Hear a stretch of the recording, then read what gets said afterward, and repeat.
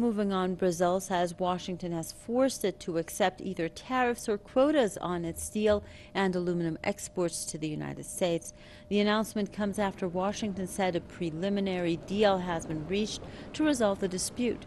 However, Brazilian officials say the so-called agreement was in fact a one-sided declaration of terms by Washington. U.S. President Donald Trump has threatened Brazil and several other countries with tariffs of up to 25% on imports of steel and aluminum. One Brazilian official says the negotiations have ended, adding that Brasilia remains open to further dialogue.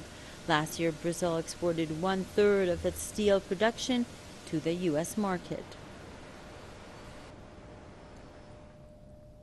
Political commentator Jason Unruhe believes that the U.S. President Donald Trump has targeted Brazil because he feels Washington has imperialistic power over Brasilia.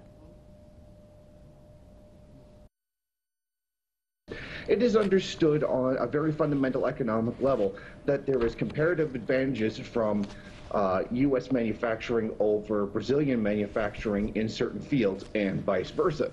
It appears as though Donald Trump doesn't want to continue this long-established trend and perhaps wants to rewrite the entire agreement in one that is purely beneficial for the United States.